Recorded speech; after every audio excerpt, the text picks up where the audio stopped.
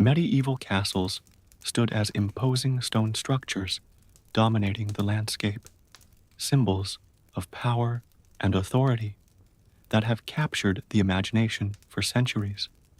Yet, the reality of residing within these fortified walls was far removed from the romanticized depictions often presented in modern media. Castles were fundamentally military installations designed for defense, not comfort. Their thick stone walls, narrow windows, and strategic layouts prioritized protection against invaders over the well-being of inhabitants. The same architectural features that made castles formidable defensive positions also created living conditions that were perpetually uncomfortable and challenging. The cold permeated every chamber. The darkness lingered even in daylight hours, and the noise echoed endlessly through stone corridors. Those who lived within castles, lords, ladies, soldiers, servants, and craftsmen, endured a daily existence marked by physical discomfort and practical difficulties that modern individuals can scarcely comprehend.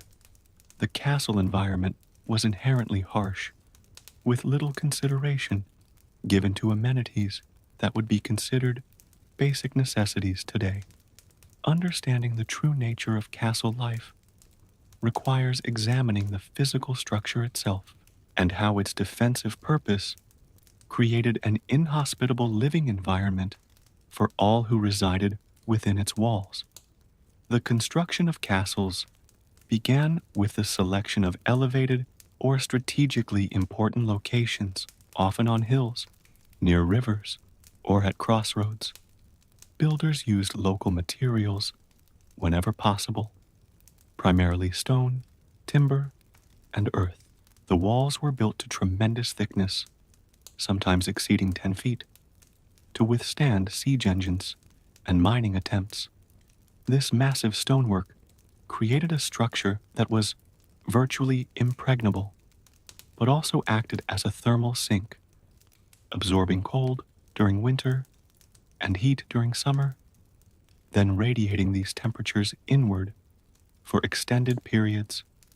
The interior spaces were divided into functional areas, the keep or donjon as the main residential tower, the great hall for communal activities, kitchens, chapels, barracks, storerooms, and various workshops.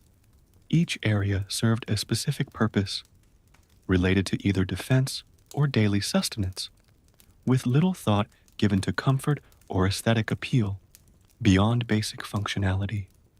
The layout followed a hierarchical pattern, with the lord and family occupying the most protected areas, followed by knights and important officials, then soldiers, and finally servants in the least desirable locations.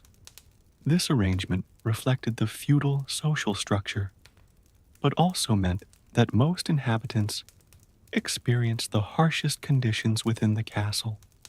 The entrance to a castle was typically designed as a bottleneck for defense, featuring a drawbridge over a moat, a portcullis, and multiple gates. While effective against attackers, these features created constant inconvenience for residents moving in and out of the castle. The drawbridge required manual operation and was often raised at night, trapping inhabitants inside or outside depending on their timing. The portcullis, a heavy iron grill, could be dropped suddenly, creating a hazardous obstacle. The gates themselves were massive wooden structures reinforced with iron, difficult to open and close, and often left ajar during daylight hours to allow passage, defeating some of the castle's thermal insulation. The moat, while defensive, contributed to damp conditions within the castle and served as a receptacle for waste, creating unpleasant odors that permeated the surrounding areas. These defensive features while necessary for security, significantly impacted the daily experience of those living in the castle, adding layers of inconvenience and discomfort to their already challenging existence. Moving within the castle presented its own set of difficulties. Corridors were narrow and winding, designed to confuse attackers, but making navigation cumbersome for residents. Staircases were typically spiral and uneven, built to favor right-handed defenders, coming down while putting attackers at a disadvantage. These stairs were poorly lit and often treacherous, especially when carrying items or moving quickly. Ceilings were low by modern standards, creating a sense of confinement and forcing taller inhabitants to stoop constantly. Doorways were small and often featured heavy doors that were difficult to open and close, with no consideration given to accessibility or ease of movement.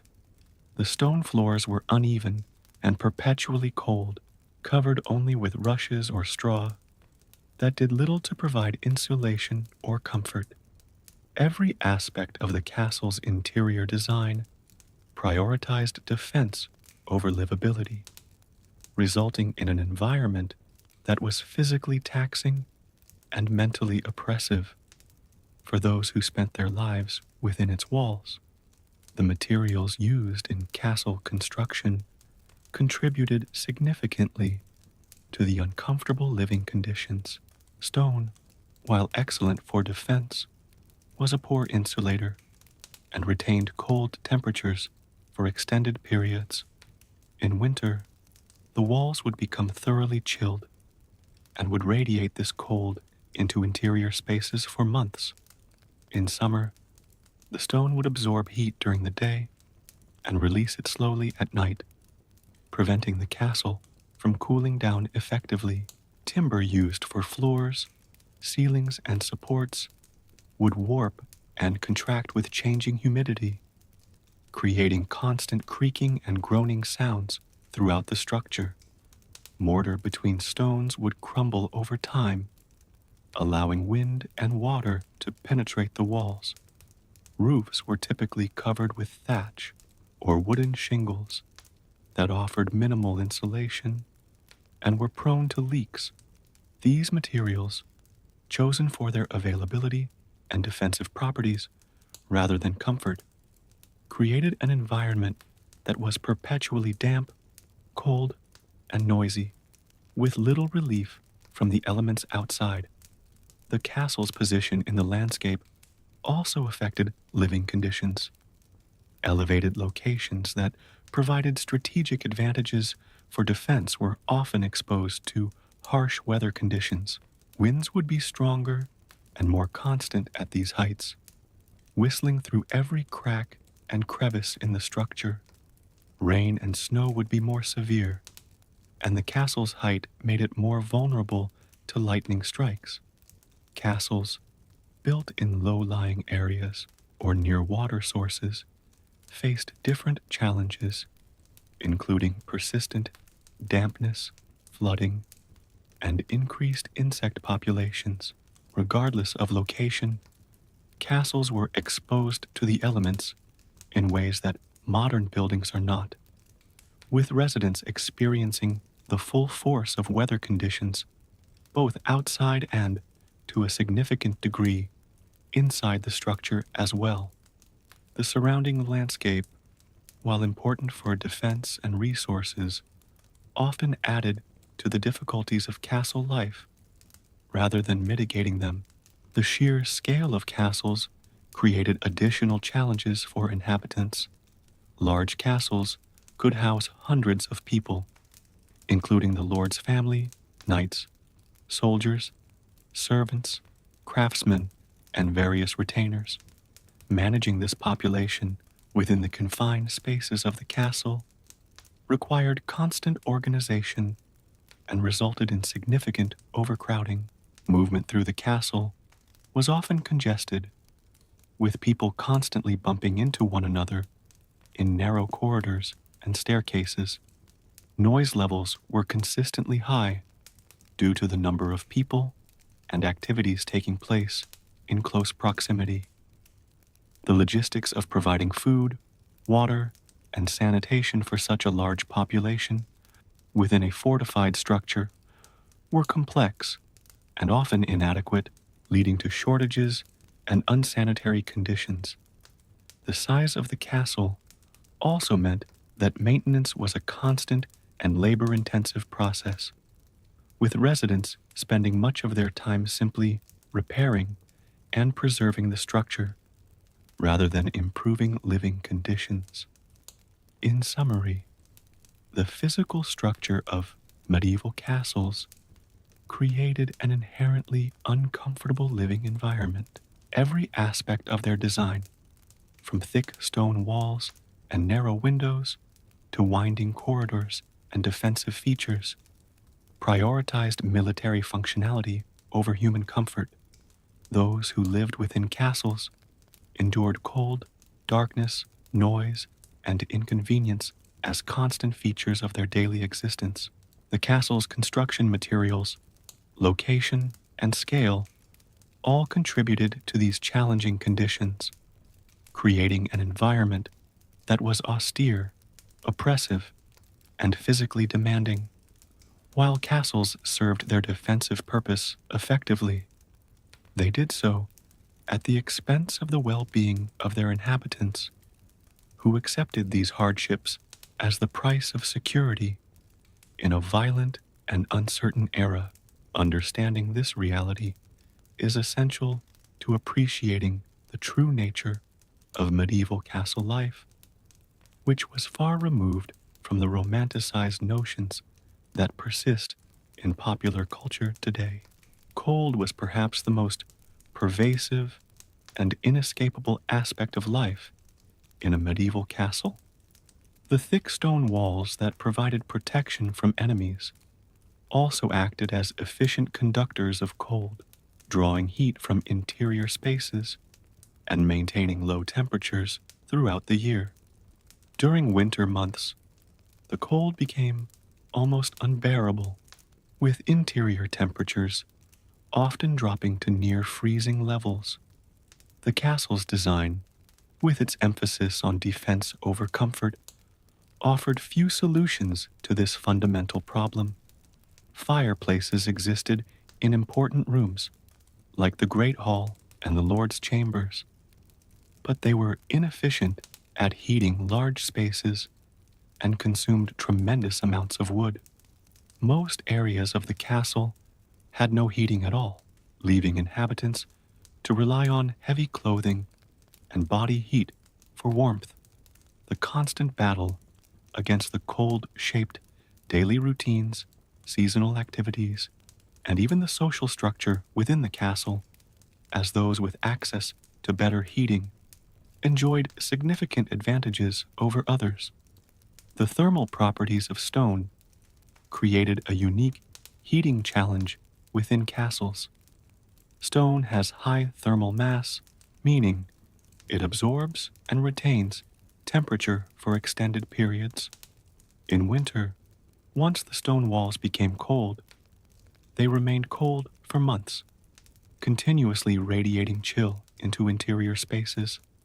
The thickness of castle walls, sometimes exceeding 10 feet, meant that external cold temperatures penetrated slowly but surely, eventually reaching interior surfaces, where they would remain until warmer weather returned.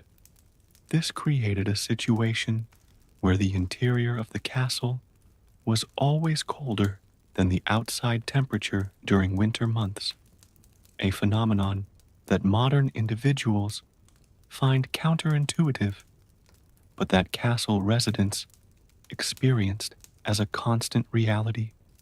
The stone floors were particularly problematic as cold air settles at lower levels, and stone conducts cold efficiently to any feet in contact with it. Residents often wore multiple layers of footwear and would avoid placing bare skin on stone surfaces whenever possible, though complete avoidance was impossible in daily life. Fireplaces represented the primary heating method in castles, but they were both inadequate and resource intensive. The typical castle fireplace was a large stone structure with a chimney designed more for status than efficiency. The opening was often too large, allowing much of the heat to escape up the chimney rather than warming the room. The chimneys themselves were poorly designed by modern standards, with inadequate draft and significant heat loss to the surrounding masonry. Furthermore, fireplaces were only present in important rooms, like the Great Hall, the Lord's Chambers, and perhaps the chapel. Most other areas of the castle, including barracks, workshops, storage areas, and servants' quarters, had no heating at all.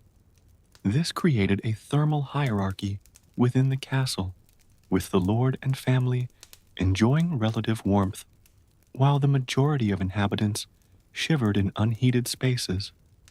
The resource requirements for maintaining these fires were substantial, with a large castle requiring tons of wood per week during winter months.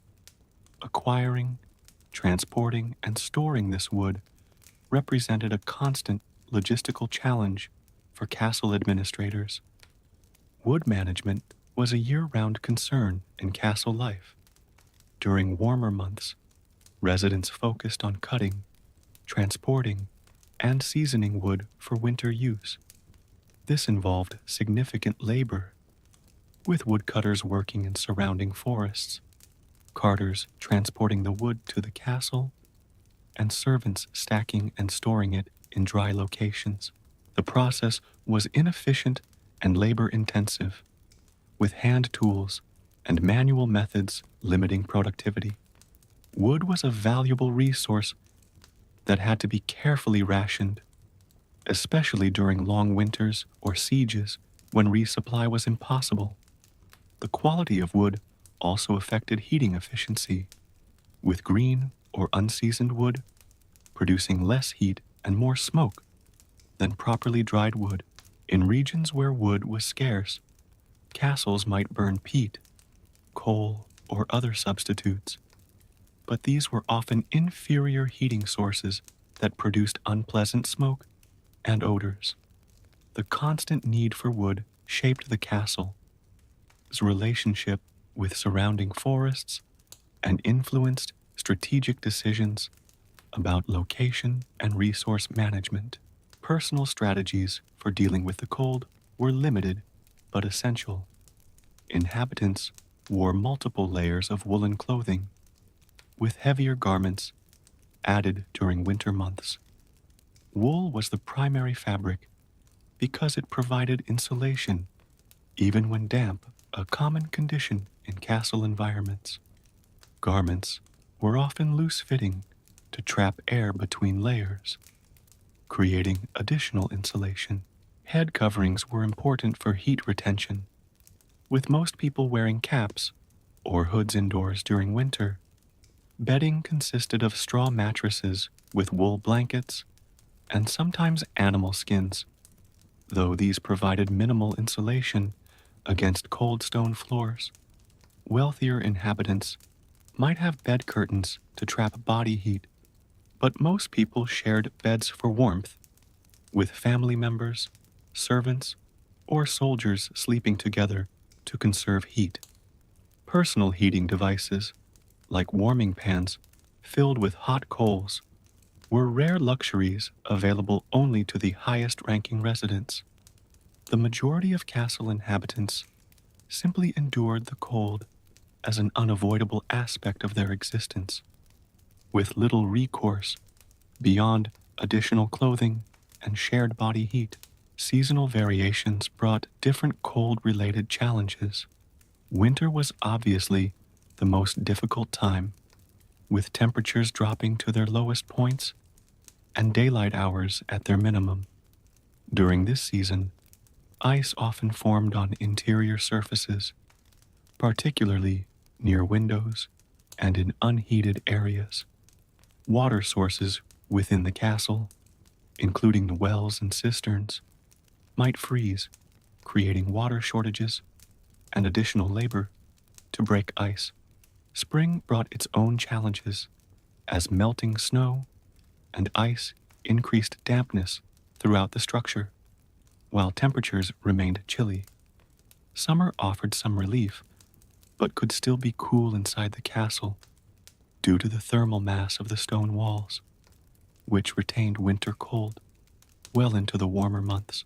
Autumn was a time of preparation for winter, with residents focusing on wood collection, repairs to doors and windows, and other cold weather preparations. Each season presented unique cold-related challenges that required adaptation and resilience from castle inhabitants. The cold affected nearly every aspect of daily life within the castle. Work patterns shifted with the seasons, with indoor activities emphasized during winter months. Food consumption increased as bodies required more calories to maintain body temperature. Sleep patterns were disrupted by the cold, with people struggling to stay warm enough for restful sleep. Social activities concentrated in the few heated spaces available, creating crowding and noise in these areas, while leaving other parts of the castle virtually abandoned. Health suffered significantly, with cold-related illnesses such as pneumonia, hypothermia, and frostbite being common, especially among the elderly, infirm, and those in unheated areas. The constant physical discomfort of cold affected mood and temperament, likely contributing to the harsh and often violent social dynamics of medieval castle life. Even the castle's defensive capabilities could be compromised by extreme cold, with soldiers suffering from reduced mobility and alertness when stationed on cold battlements or in unheated guardrooms. Architectural adaptations to cold were limited but present in some castles. Later, medieval constructions sometimes included double walls with air gaps for insulation, though this was rare due to the expense and complexity. Tapestry hangings on walls provided minimal insulation while also serving decorative purposes. Wooden paneling in important rooms offered slight thermal benefits, but was primarily a status symbol. Some castles featured smaller, more intimate chambers that could be heated more efficiently than large open spaces. Glazed windows began to appear in later periods, reducing drafts, but still offering minimal insulation compared to modern standards. Fireplaces evolved somewhat over time, with designs that improved efficiency and reduced smoke, but they remained fundamentally inadequate for heating large stone spaces. These adaptations were incremental and insufficient to transform the fundamental coldness of the castle environment, which remained a defining feature of medieval castle life throughout the period. In conclusion, cold was an inescapable reality of castle life that shaped daily existence in profound ways. The thermal properties of stone, the inefficiency of heating methods, the resource demands of fuel, and the limitations of personal adaptations all combined to create an environment where cold was a constant presence. Castle inhabitants accepted this as an unavoidable aspect of their existence, developing strategies to cope, but never truly escaping the chill that permeated their living spaces. The cold affected health, work, social interactions, and even the castle's military effectiveness, demonstrating how thoroughly this single environmental factor influenced every aspect of medieval castle life. Understanding this reality is essential to appreciating the true nature of castle existence, which was far removed from comfortable or idealized living conditions. The cold was not merely an inconvenience, but a fundamental characteristic of the castle environment that shaped the experience of all who lived within its stone walls. Darkness was a constant companion in medieval castles, shaping daily life in ways that modern individuals can scarcely comprehend. The architectural features that made castles defensible, thick stone walls, narrow windows, and interior layouts designed to confuse attackers, also created an environment that was perpetually dim, even during daylight hours. The absence of artificial lighting, beyond torches and candles, meant that once the sun set, interior spaces became nearly black, with only small pools of flickering light to illuminate vast stone chambers. This darkness affected every aspect of castle life, from practical daily activities to social interactions and psychological well-being. Inhabitants navigated their world through a perpetual twilight that modern lighting has almost entirely eliminated from contemporary experience. The darkness was not merely an absence of light, but an active presence that influenced behavior, health, and the very rhythm of daily existence within castle walls. The narrow windows, characteristic of castle architecture, were the primary source of natural light, but they were woefully inadequate for illumination. These windows, designed as arrow slits for defensive purposes, were mere openings in thick stone walls, often only a few inches wide on the exterior, but widening on the interior to create a sloping opening for archers. While functional for defense, they provided minimal light to interior spaces. Glass was an extremely expensive luxury, unavailable to most castles.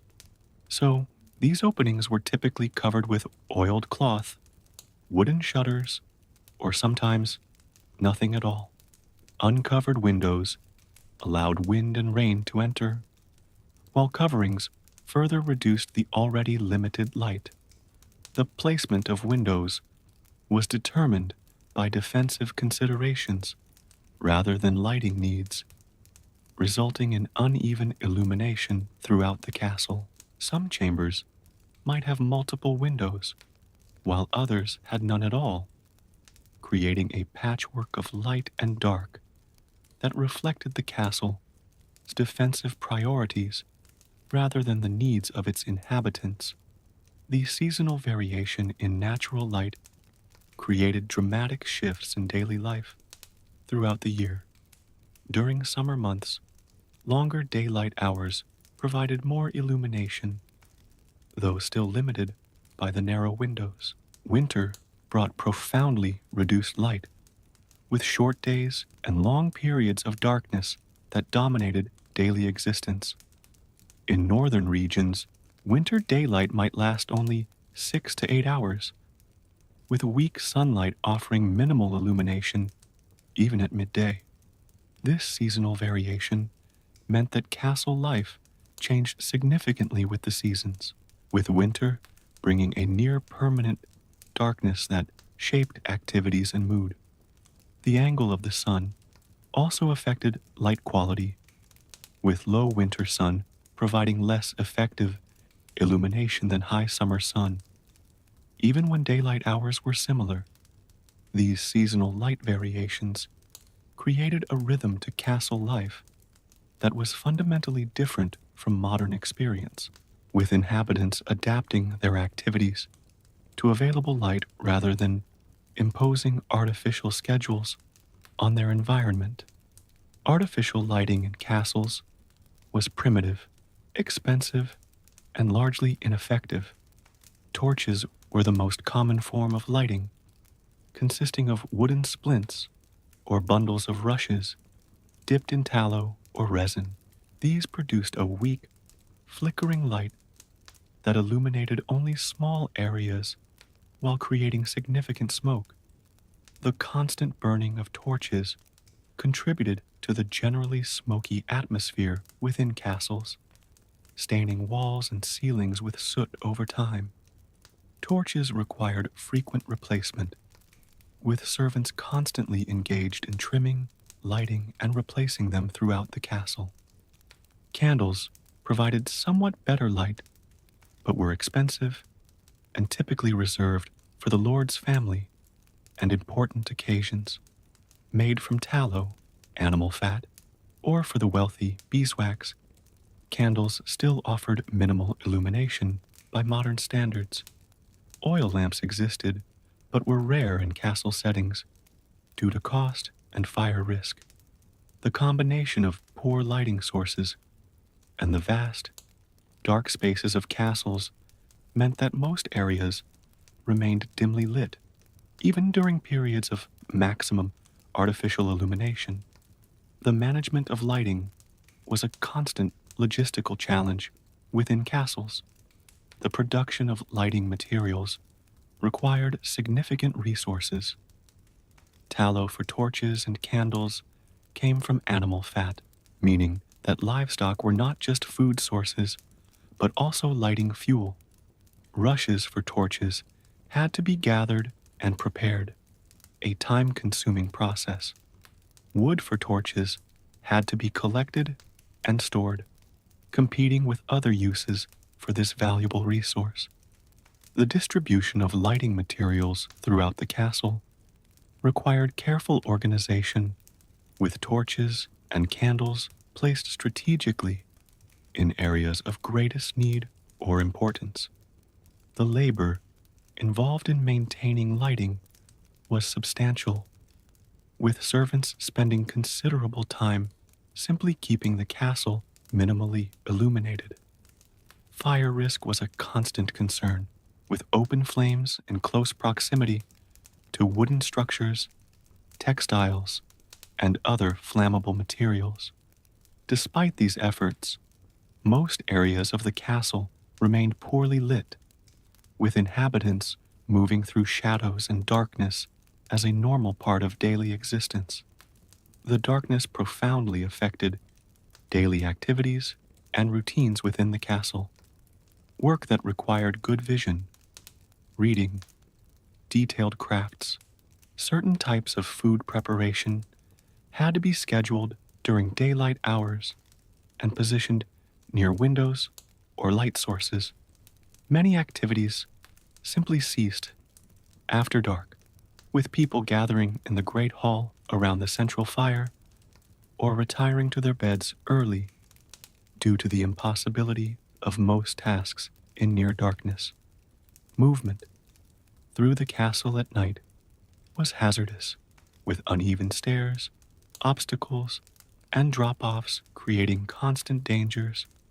People developed routes through familiar areas using memory and touch, but accidents were common, especially for newcomers or those moving through unfamiliar parts of the castle. The darkness also affected social interactions, with facial expressions and body language difficult to discern in dim light, potentially altering communication dynamics.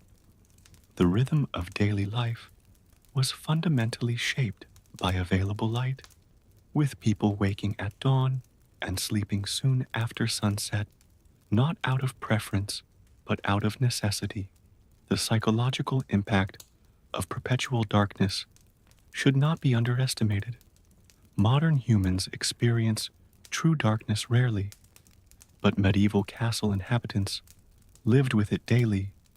The constant dimness could lead to feelings of confinement, depression, and anxiety. The association of darkness with danger, both real and imagined, created an underlying tension in castle life. Nighttime was particularly psychologically challenging, with the combination of darkness, strange noises, and the possibility of attack creating an atmosphere of fear for many inhabitants. Religious beliefs often incorporated supernatural elements associated with darkness, adding spiritual dimensions to the experience. The seasonal affective disorder recognized today would likely have been common in castle settings during winter months.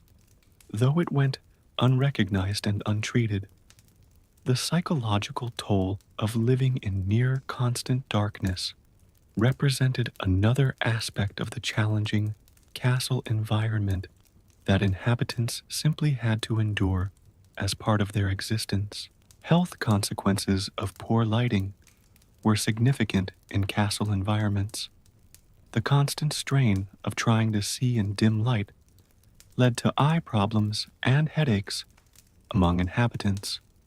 The smoke from torches and candles irritated eyes and respiratory systems, contributing to chronic breathing issues.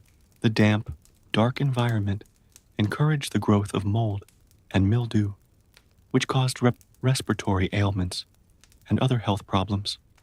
Injuries from moving in darkness were common, ranging from minor bruises to serious falls that could be disabling or fatal. The poor visibility also affected food preparation and hygiene, with potential contamination difficult to detect in dim light.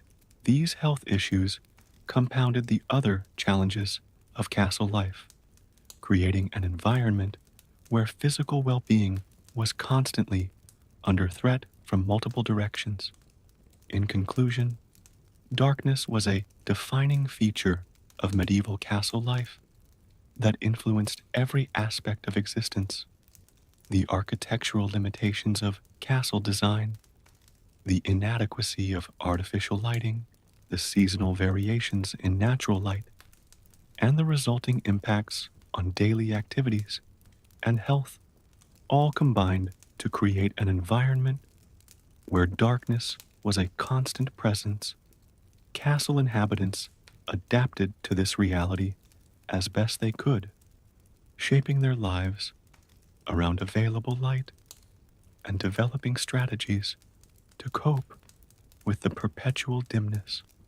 The darkness was not merely an inconvenience, but a fundamental characteristic of the castle environment that shaped the experience of all who lived within its stone walls. Understanding this reality is essential to appreciating the true nature of medieval castle existence, which was far removed from the well-lit, comfortable environments of modern life. The darkness of the castle was not romantic or mysterious, but simply oppressive, another aspect of the challenging conditions that defined medieval castle life. Noise was an inescapable aspect of medieval castle life that created a constantly stimulating and often overwhelming environment. The same stone walls that provided protection from enemies also amplified and carried sound throughout the structure, creating an acoustic landscape that was perpetually loud and chaotic. Unlike modern buildings, with sound dampening materials and design features that minimize noise transmission, castles were essentially echo chambers where every sound was magnified and carried to unexpected places. The combination of human activity, animal presence, mechanical operations, and the castle's own settling and movement created a symphony of sound that began at dawn and continued through the night. Inhabitants became accustomed to this constant noise to some degree, but it remained a defining feature of castle life that affected health, communication, and psychological well-being. The noise was not merely background, but an active presence that shaped daily existence in profound ways. The stone construction of castles created unique acoustic properties that amplified sound in unexpected ways. Hard surfaces reflected sound waves rather than absorbing them, causing echoes and reverberations that made even small noises seem louder and more pervasive. The high ceilings common in great halls and other important rooms created additional echo effects, while narrow corridors channeled sound over surprising distances. The thickness of walls varied throughout the castle, with some areas offering better sound insulation than others. But overall, privacy was nearly impossible due to sound transmission. Conversations in one chamber could often be heard clearly in adjacent rooms, and sometimes even in more distant parts of the castle. This acoustic transparency meant that inhabitants had little control over their auditory environment, constantly exposed to sounds from throughout the structure.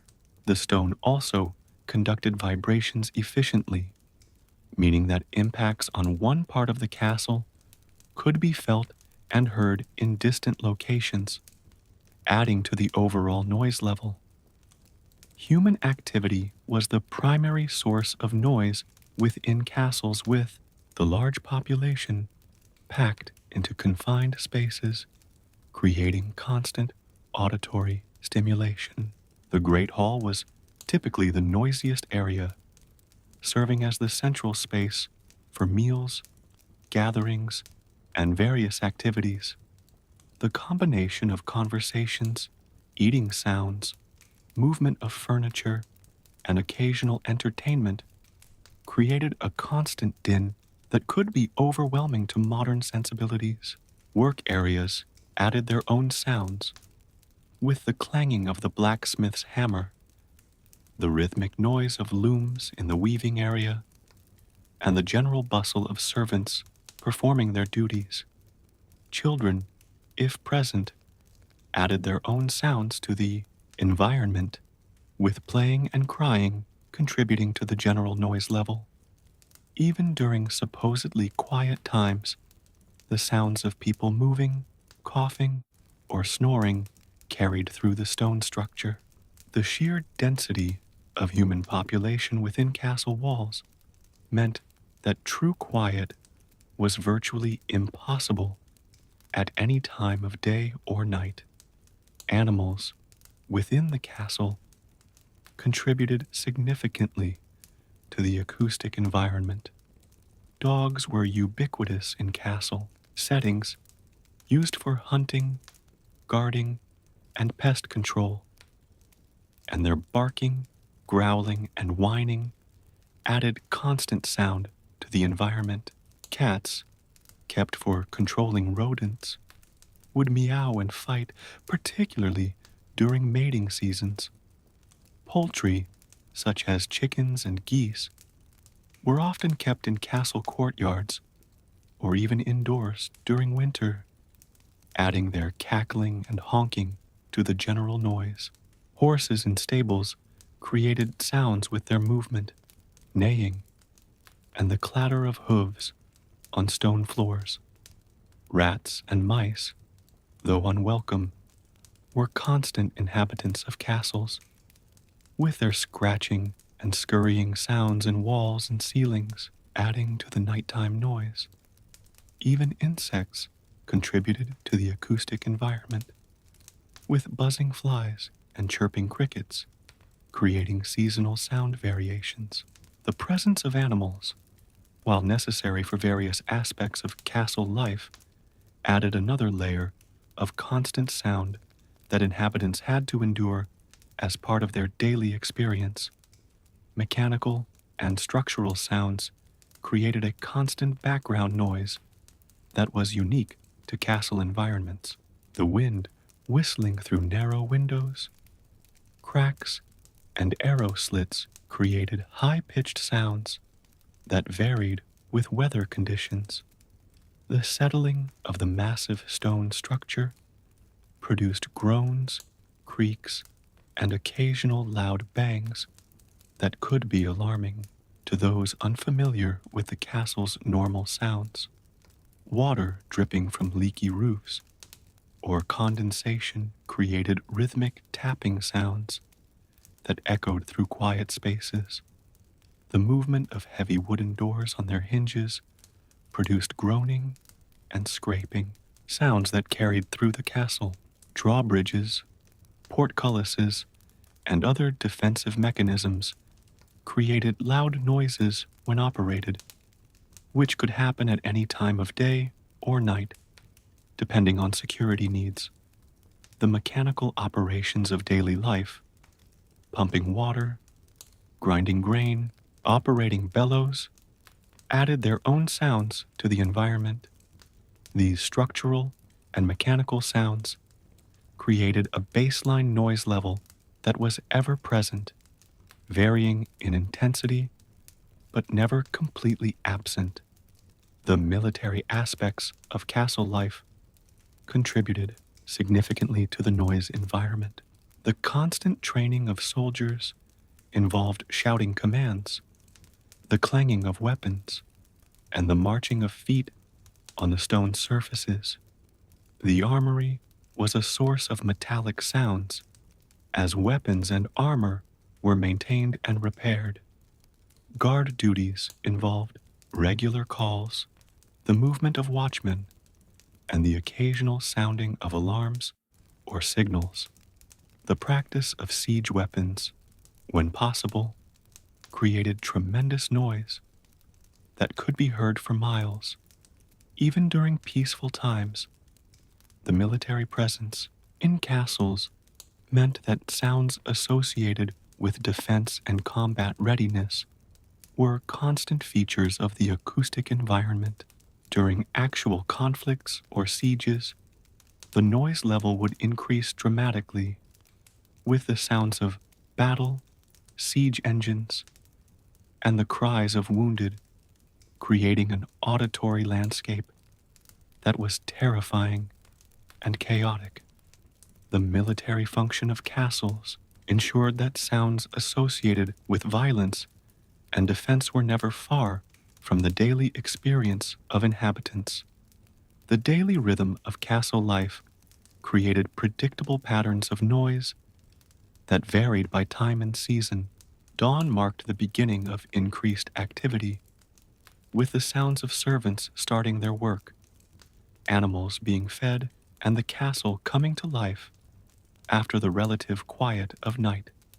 Morning activities created a crescendo of sound that peaked during the main meal of the day in the Great Hall. Afternoon brought different sounds as work continued in various areas of the castle. Evening saw another peak of noise as people gathered for the evening meal and social activities. Night brought a different quality of sound with the reduction of human activity, but the continuation of animal sounds, structural noises, and the movements of guards and night workers. Seasonal variations affected the noise environment as well, with winter bringing the sounds of wind and storms, summer adding insect sounds, and harvest times creating increased activity and noise. These patterns created a predictable auditory landscape that inhabitants came to recognize as the normal rhythm of castle life, even if they never became fully accustomed to the constant stimulation.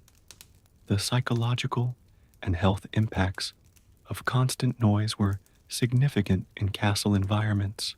Modern research has established that chronic noise exposure leads to increased stress, sleep disturbances, cardiovascular problems, and reduced cognitive function, all issues that would have affected medieval castle inhabitants as well.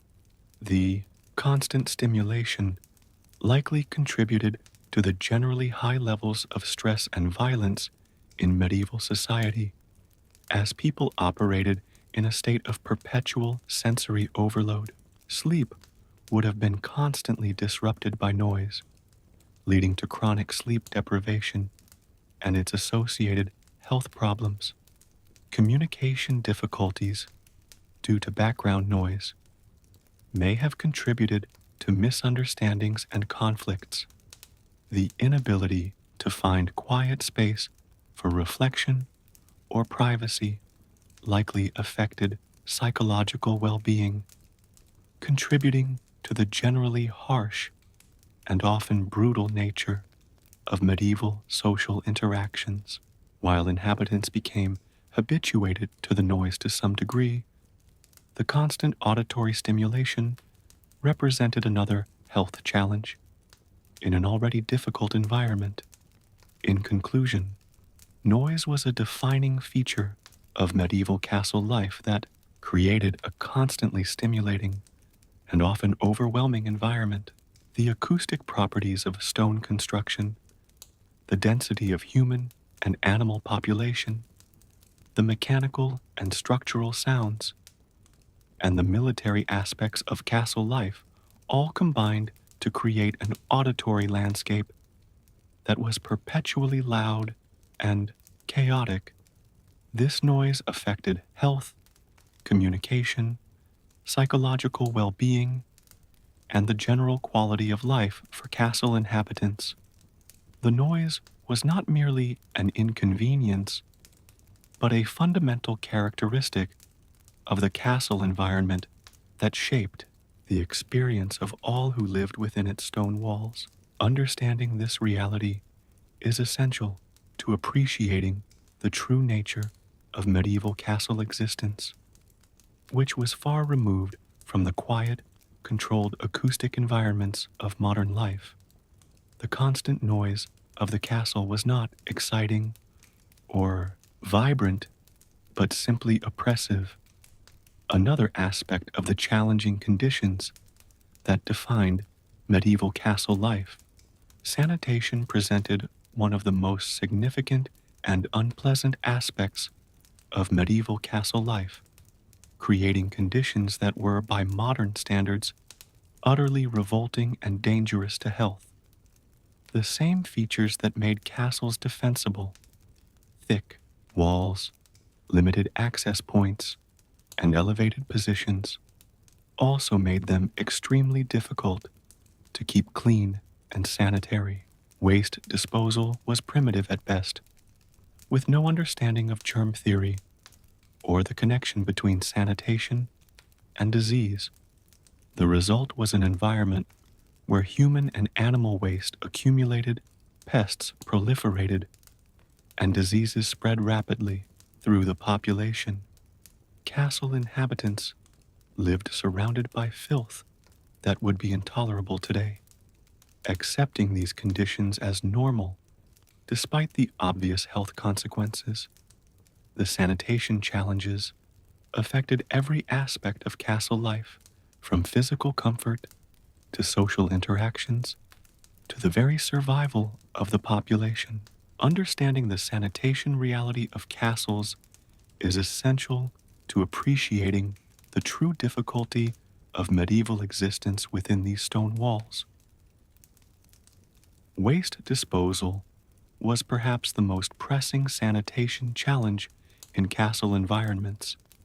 Human waste presented the most immediate problem, with no indoor plumbing or sewage systems available. The most common solution was the garderobe, a small chamber built into the thickness of exterior walls, with a seat over a shaft that led directly to the outside or into a cesspit.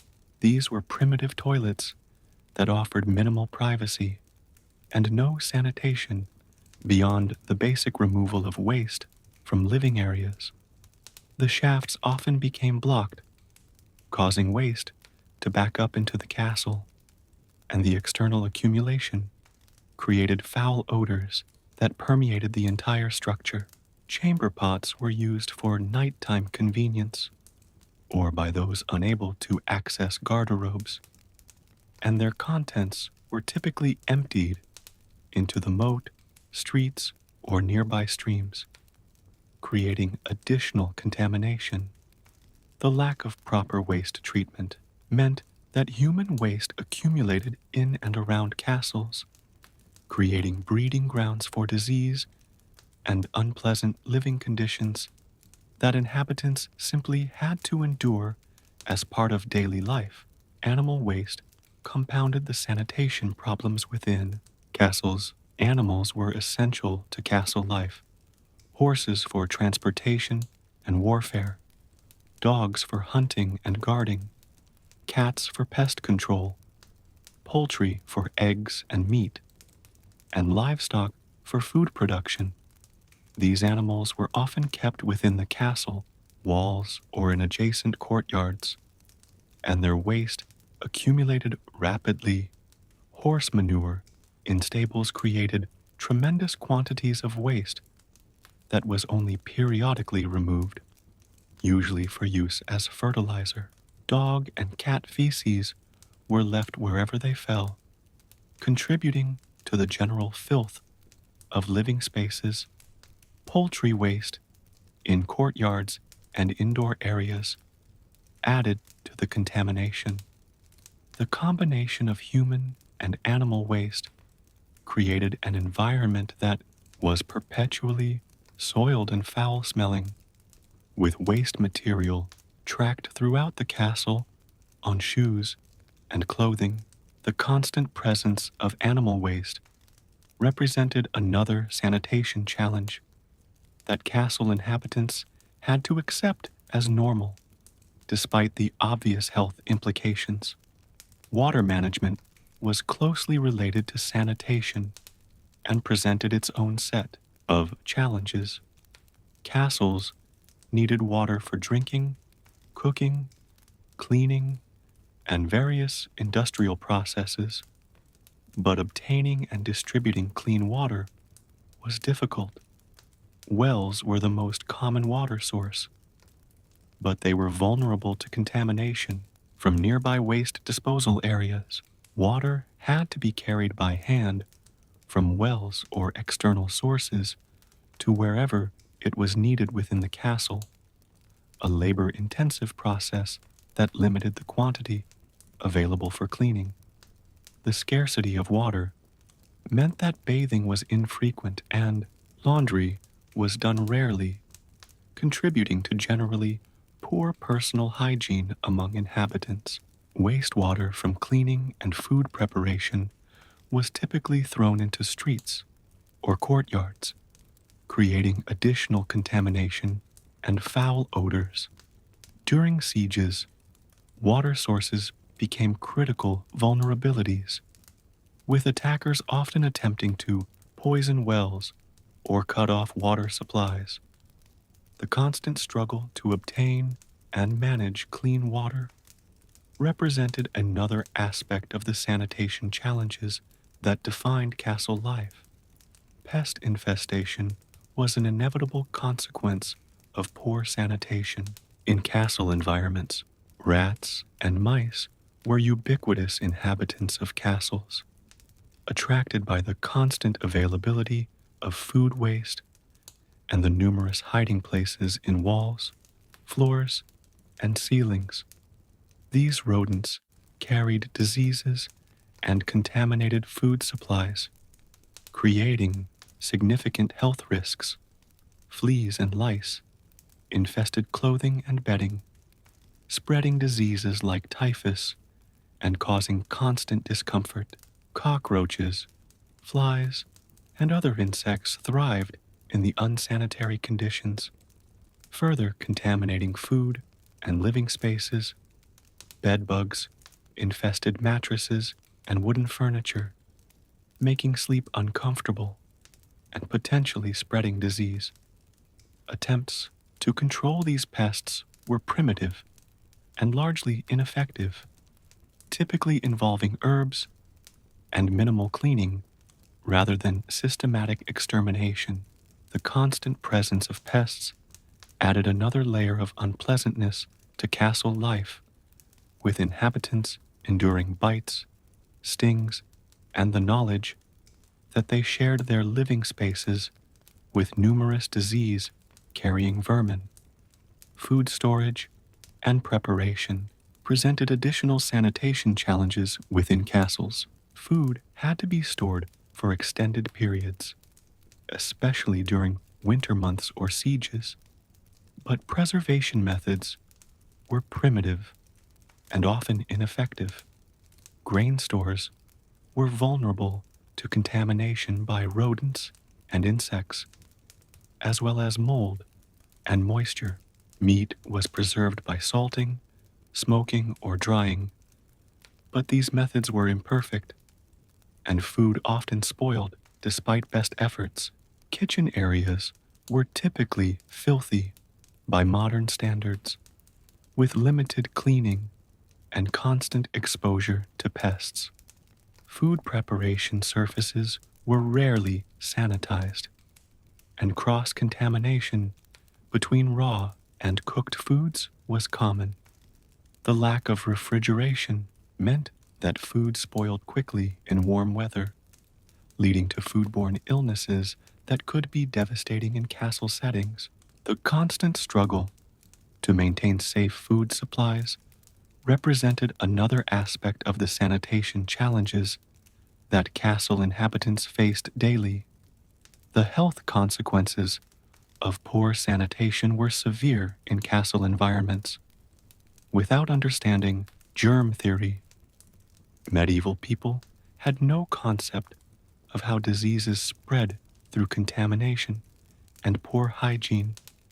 The result was constant exposure to pathogens that caused frequent outbreaks of illness. Dysentery and typhoid spread through contaminated water and food. Cholera epidemics could devastate castle populations. Respiratory diseases thrived in damp, crowded conditions. Skin infections and infestations were common due to poor personal hygiene. Parasitic infections from contaminated food and water affected nearly everyone to some degree. Child mortality was extremely high, with many children dying from diseases that would be easily preventable today. Even minor injuries could become fatal if infections set in. The poor sanitation of castle environments meant that disease was a constant presence, affecting every aspect of life and contributing to the generally short life expectancy of medieval people. Seasonal variations affected sanitation conditions within castles. Winter brought some relief from certain problems, as cold temperatures slowed the decomposition of waste and reduced insect activity. However, winter also meant that inhabitants spent more time indoors in crowded conditions, potentially increasing disease transmission. Spring brought melting snow and ice, which could cause flooding and spread contamination throughout the castle. Summer was particularly challenging, as heat accelerated the decomposition of waste and increased insect activity, creating foul odors and higher disease risks. Autumn brought its own challenges as inhabitants prepared for winter, often preserving food in ways that could lead to contamination if not done properly. Each season presented unique sanitation challenges that required adaptation and resilience from castle inhabitants, who simply accepted these conditions as normal despite the obvious health implications. In conclusion, sanitation was perhaps the most challenging aspect of medieval castle life, creating conditions that were, by modern standards, utterly unacceptable. The primitive waste disposal systems, inadequate water management, constant pest infestations, poor food storage and preparation, and resulting health consequences all combined to create an environment that was perpetually filthy and dangerous to health.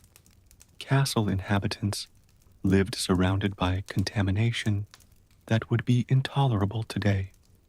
Accepting these conditions as normal, despite the obvious suffering they caused, the sanitation challenges affected every aspect of castle life, from physical comfort to social interactions to the very survival of the population. Understanding this reality is essential to appreciating the true difficulty of medieval existence within these stone walls. The poor sanitation of castles was not merely unpleasant, but life-threatening, representing perhaps the most significant challenge of daily life in these supposedly grand structures. Food and water management represented a constant challenge in medieval castle life, requiring continuous effort to sustain the population within the fortified walls. The same features that made castles defensible, isolation, limited access, and the need for self-sufficiency, also made obtaining and distributing food and water extremely difficult. Castle inhabitants faced a perpetual struggle to secure adequate nutrition and clean water, with shortages common and variety limited. The logistics of feeding a castle population, often numbering in the hundreds, were complex and labor-intensive, requiring careful planning and constant adjustment to changing conditions. Food was not merely sustenance, but a critical, strategic resource that could determine the outcome of sieges and the very survival of the castle community. Understanding the food and water challenges of castle life is essential to appreciating the daily difficulties faced by medieval inhabitants within these stone walls. Food sources for castles were varied but unreliable, creating constant uncertainty about future supplies. The castle itself might have gardens, orchards, and livestock pens within its walls or in the surrounding bailey, providing some fresh produce, eggs, dairy, and meat. However, these internal sources were typically insufficient to feed the entire population and were vulnerable to siege or adverse weather conditions. Hunting in surrounding forests provided game, but was dependent on local wildlife populations and the lord's hunting rights. Fishing in nearby rivers or lakes could supplement protein intake, but was seasonal and limited by local conditions. The primary food sources came from the lands surrounding the castle, with peasants paying rents in kind, grain, livestock, and other agricultural products. These external supplies were vulnerable to disruption from warfare, poor harvests, or transportation difficulties. During times of peace and good harvests, food might be relatively abundant, but during conflicts or famines, shortages could become severe, leading to hunger and even starvation within castle walls. Food storage presented significant challenges in castle environments. Without refrigeration, preservation methods were primitive and often ineffective. Grain was stored in granaries within the castle, but these were vulnerable to moisture, rodents, and insects. Meat was preserved by salting, smoking, or drying, but these methods altered taste and texture and reduced nutritional value. Fish might be dried or salted for storage, but supplies were limited by seasonal availability.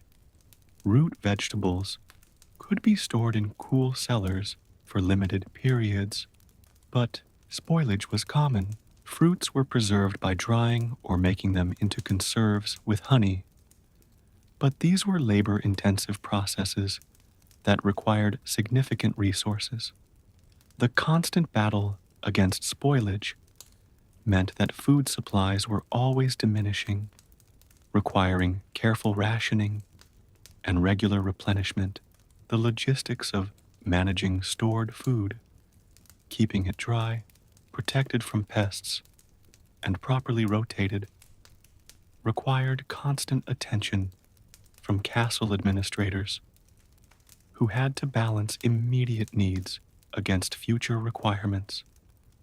Food preparation in castles was labor-intensive and produced limited variety in diets. The castle kitchen was typically a large, smoky area with open fires, cauldrons, and basic cooking implements. Preparing meals for hundreds of people required numerous servants working long hours in difficult conditions. Bread was a staple food, baked in large ovens that required significant fuel to operate. Meat, when available, was typically boiled in stews or roasted on spits with minimal seasoning or variation. Vegetables were added to pottages, thick stews that formed the basis of most meals. Dairy products like cheese and butter were important sources of fat and protein, but were vulnerable to spoilage in warm weather. The constant need for fuel, primarily wood, for cooking created additional resource challenges, as wood was also needed for heating and various industrial processes.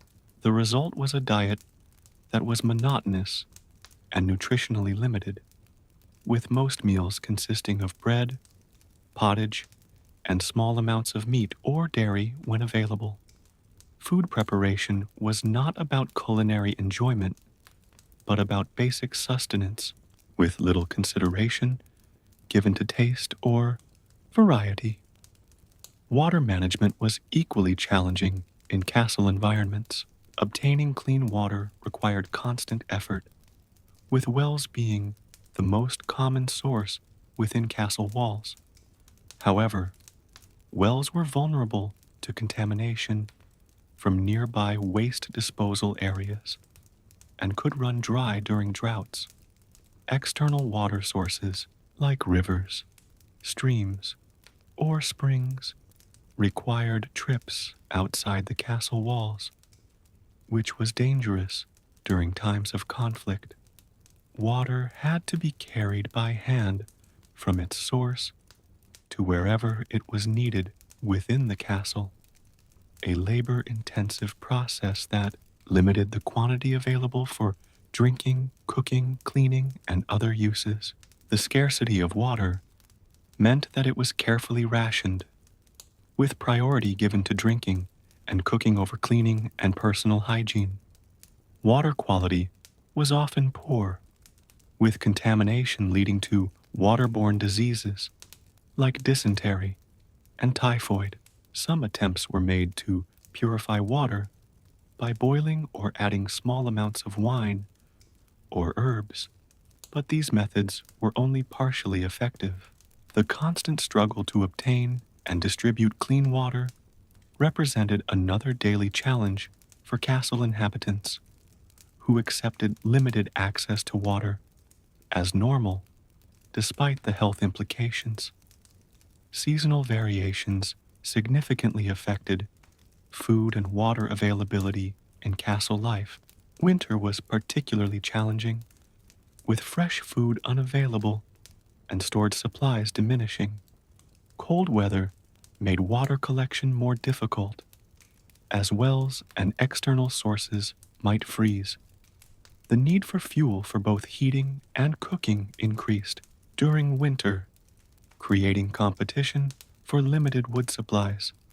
Spring brought some relief as fresh growth began, but it was also a time of food scarcity before new crops were ready for harvest. Summer offered greater food variety, but brought challenges of food spoilage in the heat and potential water shortages during droughts. Autumn was the critical time for harvesting and preserving food for winter, requiring intense labor and careful planning.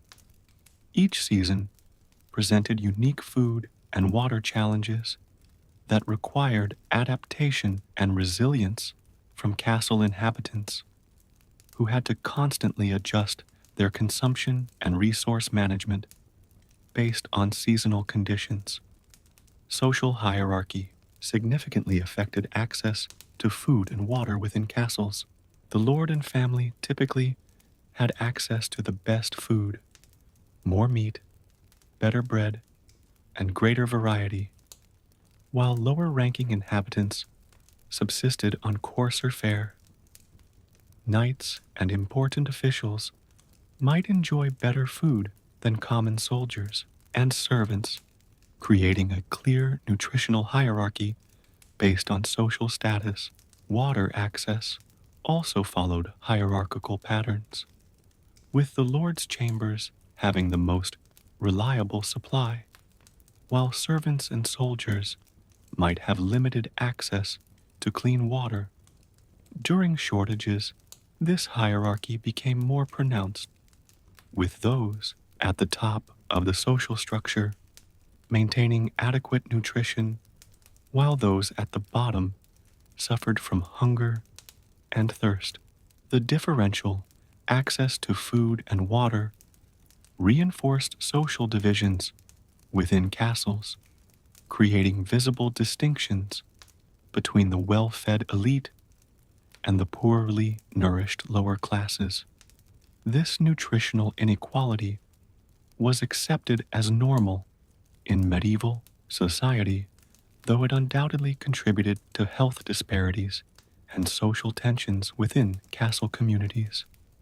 The strategic importance of food and water in castle defense cannot be overstated.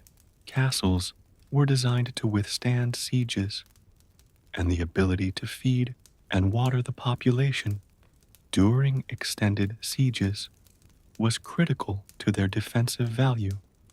Castle administrators had to constantly balance immediate consumption against the need to maintain reserves for potential sieges. Wells were strategically placed and protected to ensure water access during conflicts. Food storage areas were designed to maximize preservation and protect against contamination or theft. During actual sieges, food and water management became matters of life and death, with rationing imposed, and the weakest members of the population often sacrificed to preserve supplies for defenders. The outcome of many sieges was determined not by military force, but by the ability of one side to outlast the other in terms of food and water supplies. This strategic dimension added another layer of complexity to the daily management of food and water in castle life, with administrators constantly weighing present needs against future requirements. In conclusion, food and water management represented a constant and critical challenge in medieval castle life. The difficulties of obtaining, storing, preparing, and distributing food and water required continuous effort and careful planning from castle inhabitants. The limited variety, nutritional inadequacy, and constant uncertainty about future supplies created an environment where sustenance was never taken for granted. The social hierarchy affected access to food and water, creating nutritional inequalities that reinforced medieval social structures. The strategic importance of food and water in castle defense added another dimension to their management, making them critical resources in times of conflict.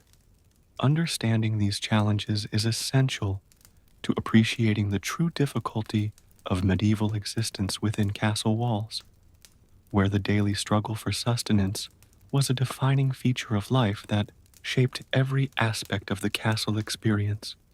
Privacy was virtually non-existent in medieval castle life, with inhabitants living in constant proximity to one another and little opportunity for solitude or personal space.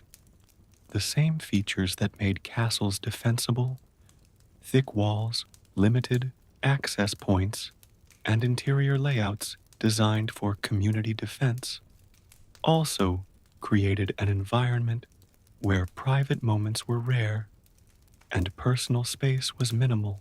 The concept of privacy, as understood today, simply did not exist in medieval castle culture, where communal living was the norm.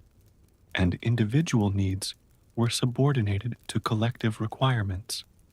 This lack of privacy affected every aspect of daily life, from sleeping arrangements to personal hygiene to social interactions. Castle inhabitants accepted this constant exposure to others as normal, though it undoubtedly created psychological stresses and social tensions that are difficult for modern individuals to comprehend fully. Understanding the absence of privacy in castle life is essential to appreciating the fundamentally different nature of medieval social existence within these stone walls. Sleeping arrangements in castles offered virtually no privacy, with most inhabitants sharing sleeping spaces with numerous others. The lord and lady might have a private chamber, but even this was typically shared with personal servants who slept on pallets at the foot of their bed. Knights and important officials might share smaller chambers with a few others, but common soldiers and servants slept in large communal barracks, with dozens of people in a single room. Beds were expensive luxuries, available only to the wealthy, with most people sleeping on straw pallets on the floor, often with nothing more than a blanket for separation from neighbors. The constant presence of others during sleep meant that personal habits, nighttime movements, and even intimate moments were witnessed by others. The sounds of snoring, coughing, and restless sleep created a constant nighttime cacophony that made restful sleep difficult for many. The lack of private sleeping spaces meant that inhabitants had little opportunity for the psychological restoration that comes from solitude, potentially contributing to the generally high levels of stress and conflict in medieval castle life. Personal hygiene was conducted with minimal privacy in castle environments. Bathing was infrequent due to the difficulty of heating water, and when it did occur, it was typically a public affair with servants assisting and multiple people using the same water.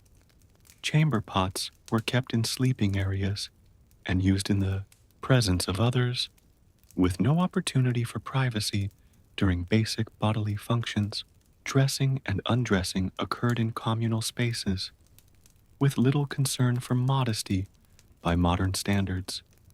Grooming activities, like combing hair, trimming beards, or treating lice, were done publicly, often with assistance from servants. The constant exposure of one's body and bodily functions to others created a level of familiarity that would be uncomfortable for most modern individuals. This lack of privacy and personal hygiene was accepted as normal in medieval culture, though it undoubtedly created social tensions and discomfort for many inhabitants. The public nature of even the most personal activities meant that inhabitants had little opportunity for the psychological separation between public and private self that modern individuals take for granted. Social interactions in castles were constantly observed, with little opportunity for private conversations or intimate moments. The Great Hall served as the primary social space, where meals, gatherings, and various activities occurred in the constant presence of others.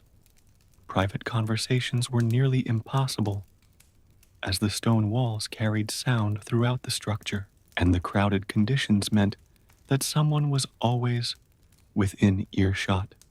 Courtship and romantic relationships had to be conducted publicly, with little opportunity for private moments between couples. Family conflicts, personal disagreements, and emotional displays all occurred in the presence of others, creating a social environment where personal vulnerabilities were constantly exposed. The lack of private social spaces meant that inhabitants had to carefully manage their public personas, as any lapse in behavior or emotional control would be witnessed and remembered by others. This constant social surveillance created a pressure cooker environment where tensions could build quickly and conflicts could escalate rapidly in the absence of private spaces to cool emotions. Work and daily activities were conducted with minimal privacy in castle settings. Craftsmen worked in public areas where their techniques and products could be observed by others. Servants performed their duties in the constant presence of superiors and peers, with little opportunity for private moments of rest or reflection.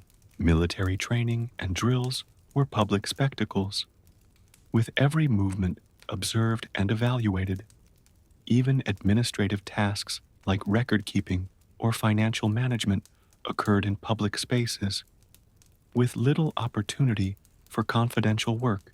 The constant observation of work activities created pressure to perform according to social expectations, with little room for individual expression or innovation.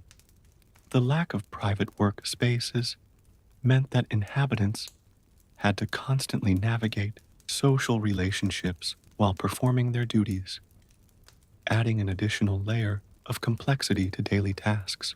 This public nature of work meant that professional and personal identities were constantly intertwined, with little opportunity for the psychological separation between work life and personal life that modern individuals often take for granted. The physical layout of castles reinforced the lack of privacy by minimizing private spaces and maximizing communal areas. Castles were designed with defense in mind, not privacy, and this meant that interior spaces were typically open and interconnected. The Great Hall was the central space, with multiple functions and constant traffic. Chambers were small and often connected directly to one another without intervening corridors. Staircases were narrow and winding, forcing people into close proximity when moving between levels. Even the chapel, which might be expected to offer some privacy for prayer, was typically open to the community during services and used for multiple purposes beyond worship. The few private spaces that did exist, like the Lord's chamber, or perhaps a solar, were still shared with servants and family members, offering only relative privacy rather than true solitude. The physical design of castles made privacy practically impossible, as the architecture itself worked against any attempt to create private moments or spaces. Seasonal variations affected the experience of privacy in castle life. Winter brought inhabitants indoors for longer periods, increasing crowding and reducing any opportunity for private moments.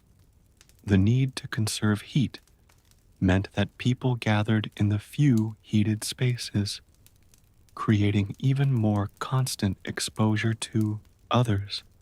Summer offered some relief, as people could spend more time outdoors, in courtyards or surrounding areas, potentially finding moments of relative solitude. However, even in summer, the constant work requirements and military preparedness meant that true privacy remained elusive.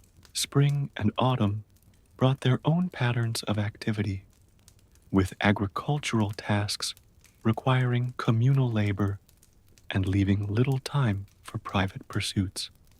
Each season presented unique challenges to privacy, but none offered the opportunity for true solitude or personal space that modern individuals might expect. The seasonal variations in privacy were simply differences in degree rather than kind, with the fundamental lack of private space remaining constant throughout the year. The psychological impact of constant exposure to others in castle environments should not be underestimated. Modern research has established that privacy is a fundamental human need, essential for psychological well being, identity formation, and stress management. The absence of privacy in castle life meant that inhabitants were denied this basic psychological need, potentially leading to increased stress, anxiety, and conflict. The constant social surveillance created pressure to conform to social expectations, potentially suppressing individual expression and innovation. The lack of private moments for reflection or emotional processing may have contributed to the generally high levels of violence and conflict in medieval society. The inability to separate public and private selves likely created psychological tension that manifested in various social and personal problems. While medieval people adapted to these conditions as best they could, the psychological cost of constant exposure to others was undoubtedly significant, representing another aspect of the challenging nature of castle life. In conclusion, privacy was virtually non existent in medieval castle life, with inhabitants living in constant proximity to one another and little opportunity for solitude or personal space. The sleeping arrangements, personal hygiene practices, social interactions, work activities, and physical layout of castles all combined to create an environment where private moments were rare and personal space was minimal. This lack of privacy affected every aspect of daily life, creating psychological stresses and social tensions that are difficult for modern individuals to comprehend fully. The absence of privacy was not merely an inconvenience, but a fundamental characteristic of castle life that shaped the experience of all who lived within its stone walls. Understanding this reality is essential to appreciating the true nature of medieval castle existence, which was far removed from the private, individual-oriented environments of modern life. The constant exposure to other health in medieval castles was perpetually precarious, with inhabitants facing constant threats from disease, injury, and poor living conditions. The same features that made castles defensible, thick walls, limited ventilation, and crowded living conditions, also created environments where illnesses spread rapidly and injuries were common. Medical knowledge was primitive by modern standards, with little understanding of germ theory, anatomy, or effective treatments for most conditions. The result was a reality where pain, disability, and early death were normal parts of life, accepted with resignation rather than fought with effective interventions. Castle inhabitants endured health challenges that would be largely preventable or treatable today, suffering from chronic conditions and acute illnesses with minimal relief. Understanding the health reality of castle life is essential to appreciating the daily difficulties faced by medieval people within these stone walls, where physical suffering was a constant companion to existence. Disease was rampant in castle environments due to poor sanitation, crowded living conditions, and limited medical knowledge.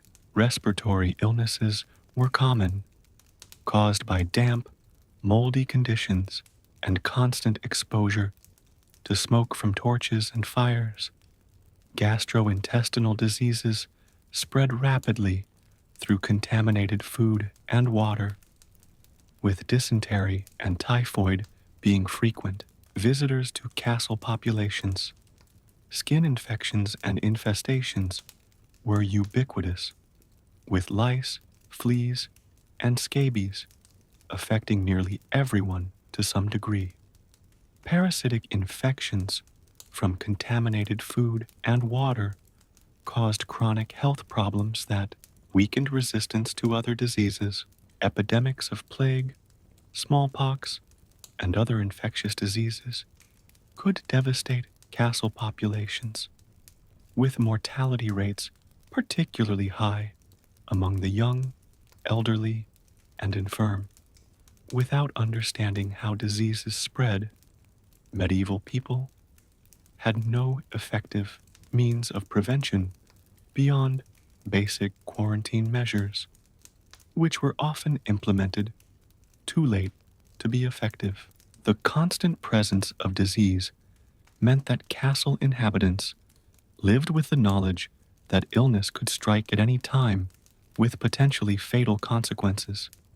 Injuries were common in castle life, resulting from military activities, accidents, and the generally hazardous environment. Combat-related injuries were frequent, even during times of relative peace, as knights and soldiers trained constantly, and minor conflicts were common. Falls were a significant risk, with uneven stairs, slippery surfaces, and heights creating constant dangers. Burns occurred frequently in kitchen areas and around fires, with limited treatment options available. Animal-related injuries from horses, dogs, and hunting were common among the castle population. Industrial accidents from blacksmithing, construction, and other crafts added to the injury toll. Without modern surgical techniques or understanding of infection, even minor injuries could become life-threatening. The treatment of injuries was primitive, typically involving cleaning wounds with wine or herbs, cauterization with hot irons, or amputation for severe cases. Pain management was limited to alcohol or herbal preparations that offered minimal relief. The constant risk of injury added another layer of physical danger to castle life, with inhabitants accepting the possibility of sudden harm as a normal part of existence. Childbirth was particularly dangerous in castle environments, with high mortality rates for both mothers and infants. Without modern obstetrical knowledge or techniques, complications during labor were often fatal. Puerperal fever killed many women after successful deliveries, as the connection between hygiene and infection was not understood. Infant mortality was extremely high, with estimates suggesting that up to half of all children died before reaching adulthood. Children were vulnerable to the same diseases that affected adults, but with less developed immune systems, they often suffered more severely. Childhood diseases like measles and mumps could be fatal, and nutritional deficiencies stunted growth and development. The constant presence of death among children created a psychological burden for parents, who had to accept the loss of offspring as a normal part of life. The dangers of childbirth and childhood meant that castle inhabitants lived with the knowledge that the continuation of their families and lineages was never assured, adding another layer of anxiety to an already difficult existence. Dental health was universally poor in castle populations, causing chronic pain and health problems. Diets high in coarse grains and low in vitamins led to significant dental issues, with cavities, abscesses, and gum disease being common. teeth were often worn down by the gritty nature of medieval food, which contained significant amounts of sand and grit from stone grinding methods. Dental treatment was primitive, typically involving extraction without anesthesia or pain relief beyond alcohol. Infections from dental problems could spread to other parts of the body, potentially causing fatal systemic illness. The constant pain from dental issues affected nutrition, sleep, and general quality of life, creating another source of chronic suffering for castle inhabitants. Poor dental health also affected social interactions, as bad breath and missing teeth made eating and speaking difficult. The universal nature of dental problems meant that nearly all castle inhabitants endured some level of chronic oral pain and dysfunction.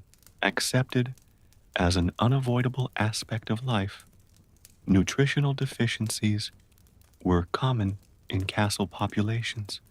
Despite the relative privilege of castle inhabitants compared to peasants, the limited variety of food, particularly during winter months, led to deficiencies in essential vitamins and minerals. Scurvy from lack of vitamin C occurred when fresh fruits and vegetables were unavailable. Rickets from vitamin D deficiency affected children, particularly in northern regions with limited sunlight exposure. Iron deficiency anemia was common, especially among women, due to menstrual blood loss and limited dietary iron. Protein energy malnutrition occurred during food shortages or sieges, leading to weakened immune systems and increased susceptibility to disease. These nutritional deficiencies had cascading effects on health, weakening resistance to infection, slowing wound healing, and reducing overall vitality. The constant battle against nutritional deficiency meant that even when adequate calories were available, castle inhabitants often suffered from the hidden hunger of micronutrient deficiencies that compromised their health in subtle but significant ways. Mental health challenges were prevalent in castle environments, though poorly understood and rarely treated effectively. The constant stress of living in a violent, uncertain society took a psychological toll on inhabitants. The lack of privacy and personal space created chronic stress that manifested in various ways. Though high levels of alcohol consumption in medieval society likely represented an attempt to self-medicate psychological distress, depression and anxiety were common but unrecognized as medical conditions, with sufferers often viewed as weak or possessed by supernatural forces. Post-traumatic stress disorder undoubtedly affected many who experienced combat or sieges, though it went unrecognized and untreated. The constant exposure to death, disease, and suffering created a psychological burden that modern individuals can scarcely comprehend. Without effective treatments or even conceptual frameworks for understanding mental health, castle inhabitants simply endured psychological distress as another aspect of their difficult existence, with impacts on both individuals and the broader social dynamics of castle life. Medical care in castles was extremely limited by modern standards, with practitioners having little effective knowledge or treatments for most conditions. Physicians were rare and expensive, available only to the wealthiest inhabitants. Their treatments were based on humoral theory, which sought to balance the four bodily fluids through methods like bloodletting, purging, and herbal remedies. interventions that were often harmful rather than helpful. Surgeons were more common, but focused primarily on external treatments like wound care, setting bones, and amputations. Their work was performed without anesthesia or understanding of infection, making even minor procedures extremely painful and dangerous. Female healers and midwives provided much of the day-to-day medical care, using traditional herbal remedies and practical experience. Monasteries sometimes offered medical care, with monks maintaining herb gardens and basic medical knowledge. However, the overall effectiveness of medieval medicine was extremely limited, with most treatments being ineffective or actively harmful. The reliance on supernatural explanations for illness meant that prayer, charms, and religious rituals were often considered as important as medical interventions. The limitations of medical care meant that castle inhabitants had little recourse when illness struck, simply enduring their suffering with minimal relief. In conclusion, health in medieval castles was perpetually precarious, with inhabitants facing constant threats from disease, injury, and poor living conditions.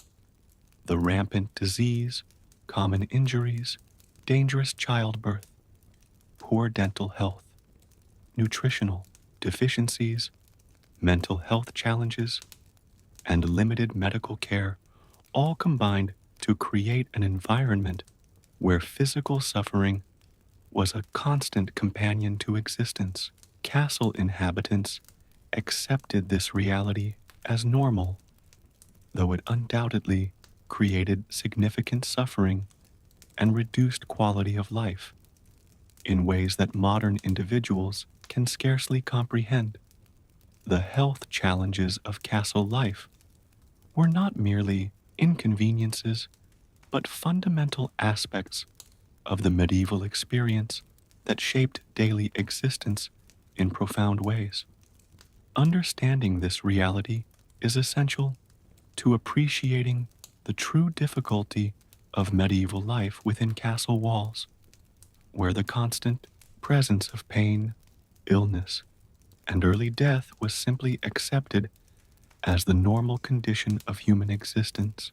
Daily life in medieval castles followed rigid patterns determined by practical necessities rather than personal preference, with routines shaped by the challenges of the environment, the demands of defense, and the limitations of technology.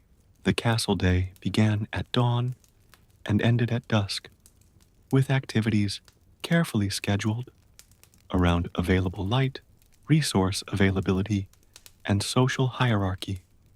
These routines were not chosen for comfort or enjoyment, but developed out of necessity, representing the most efficient way to manage the complex logistics of castle life within the constraints of medieval technology. The seasonal changes brought variations to these routines, but the fundamental structure remained consistent throughout the year.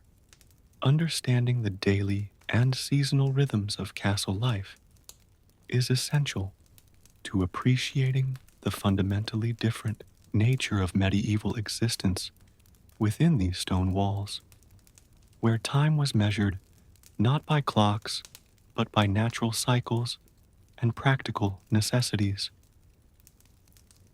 The castle day typically began at dawn, when the first light penetrated the narrow windows and inhabitants rose from their beds. Servants were the first to stir, beginning the tasks of preparing fires, carrying water, and setting up the morning meal. The lord and family would rise next, attended by personal servants who assisted with dressing and other morning rituals. Knights and soldiers would begin their morning drills, and guard duties, while craftsmen and other workers commenced their daily tasks. The morning meal was typically simple, consisting of bread, perhaps some cheese or cold meat, and ale or wine. This meal was eaten quickly as there was much work to be done.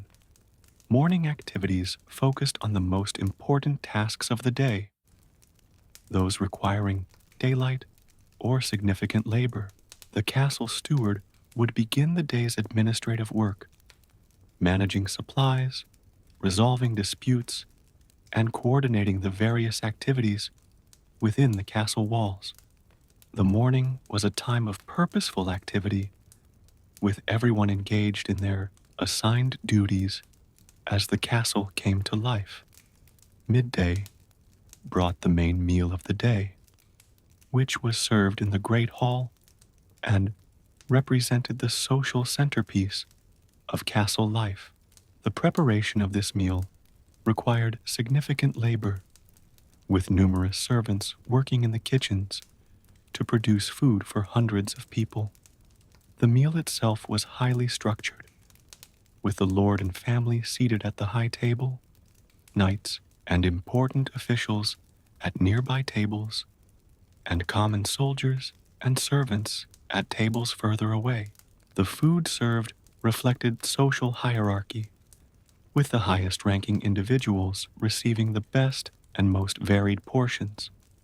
The meal was accompanied by entertainment, when possible, with musicians, storytellers, or jesters performing to amuse the diners. The meal lasted several hours, serving not only as sustenance, but as an important social occasion where business was conducted, news was shared, and social bonds were reinforced. After the meal, many inhabitants would rest or engage in less strenuous activities, as the heat of the day made heavy labor difficult. The midday meal represented a brief respite in the daily routine, a time when the castle community came together to share food and fellowship before returning to their duties. The afternoon was dedicated to work that could be completed before dusk, with various groups continuing their tasks throughout the castle. Craftsmen would return to their workshops, soldiers to their drills or guard duties, servants to their cleaning and maintenance tasks. The lord might hold court, hearing disputes and administering justice within his domain. Administrative work continued, with the steward managing supplies and personnel. Women of the castle would engage in textile production, embroidery, or other suitable activities. Children, if present, might receive instruction in religious matters, basic skills, or courtly behavior. The afternoon work was often less intense than morning labor, as energy waned and the approaching dusk limited the time available for complex tasks. As the afternoon progressed, the focus shifted toward preparation for the evening meal and night, with fires being laid, additional water being carried, and various tasks being completed before darkness made work impossible. The afternoon represented the final period of productive labor in the castle day, with inhabitants pushing to complete necessary tasks before light failed. Evening brought the second meal of the day, which was typically simpler than the midday feast, but still an important social occasion. The evening meal was served in the great hall, though with less formality and entertainment than the midday meal. After eating, inhabitants might engage in quiet conversation, games, or other leisure activities before retiring for the night. The lord and family might withdraw to their private chambers for additional relaxation or business. Soldiers would perform their final guard rotations before night fell. Servants would complete the final cleaning tasks of the day, preparing the castle for night. As darkness fell, activities became more limited, with people gathering near the few sources of light and heat available. The evening was a time of winding down, with the castle gradually becoming quieter as inhabitants prepared for sleep. However, the castle never fell completely silent, with the sounds of the night watch, animals, and the settling structure creating a constant background noise that continued through the night. Night in the castle was a time of relative quiet but not true rest, with various activities continuing through the dark hours. Guards maintained their watches, walking the battlements and monitoring the castle's security.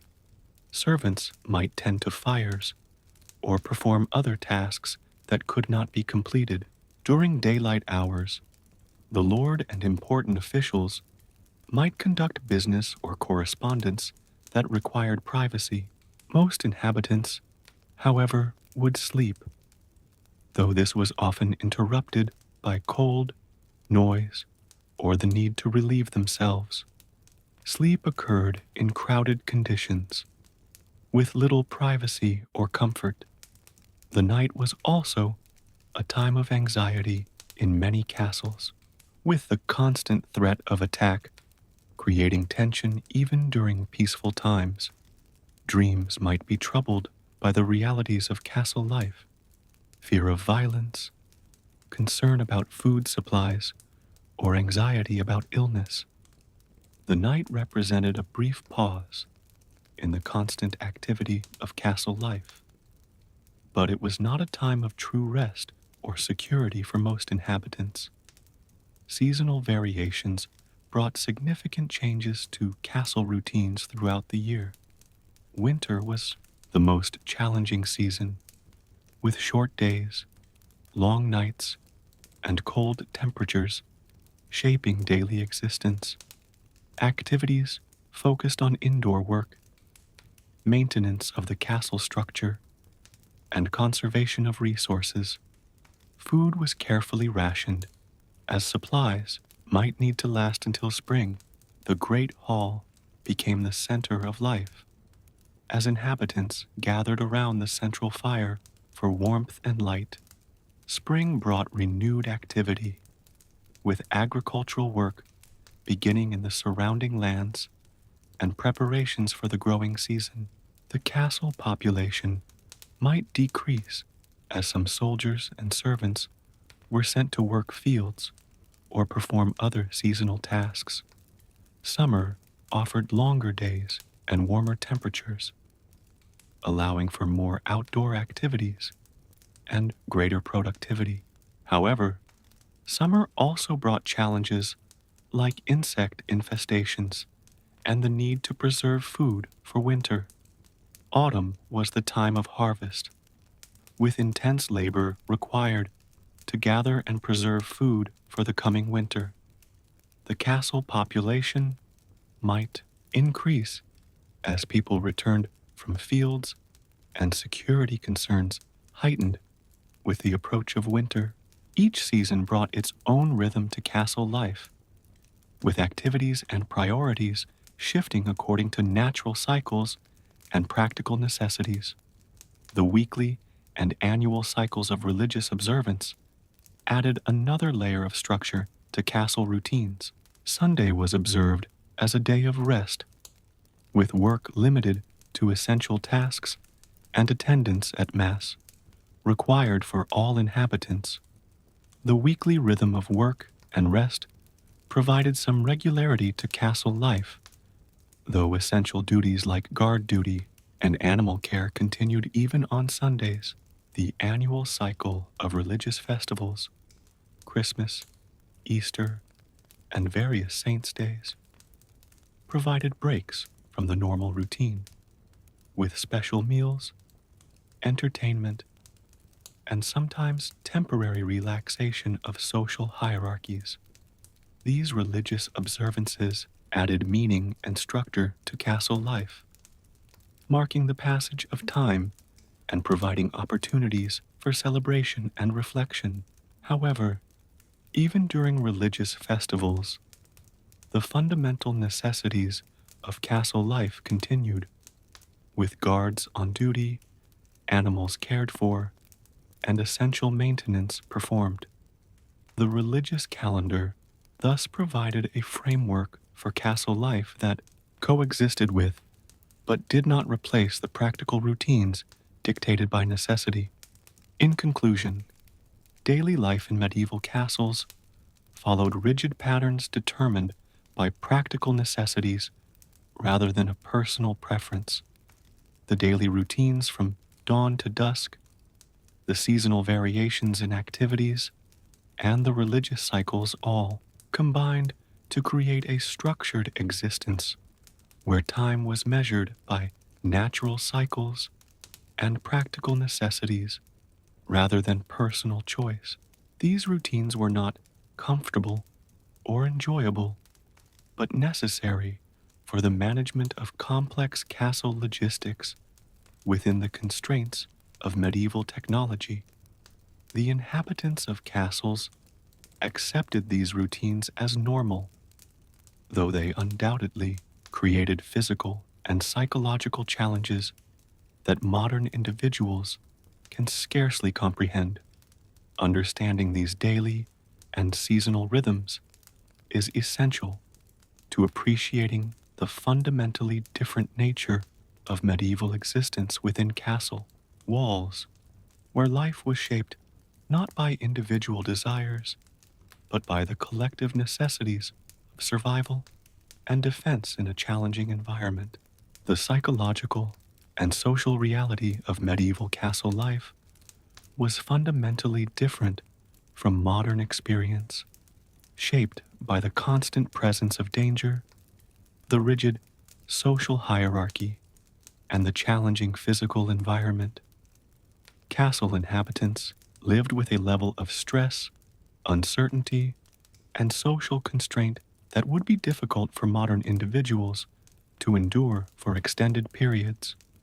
The same features that made castles defensible, thick walls, limited access, and communal living, also created psychological pressures and social dynamics that were often oppressive and potentially damaging to mental health. Understanding the psychological and social reality of castle life is essential to appreciating the full scope of challenges faced by medieval people within these stone walls, where mental and social well-being were constantly under threat from multiple directions. Fear was a constant psychological presence in castle life, shaping thoughts and behaviors in profound ways. The threat of violence was ever present, even during times of relative peace. Raids, feuds, and full-scale warfare could erupt with little warning, bringing death and destruction to castle inhabitants. The castle itself, while offering protection, was also a constant reminder of the dangerous world outside its walls. The high battlements, narrow arrow slits, and defensive features all spoke to the reality of a society where violence was never far away.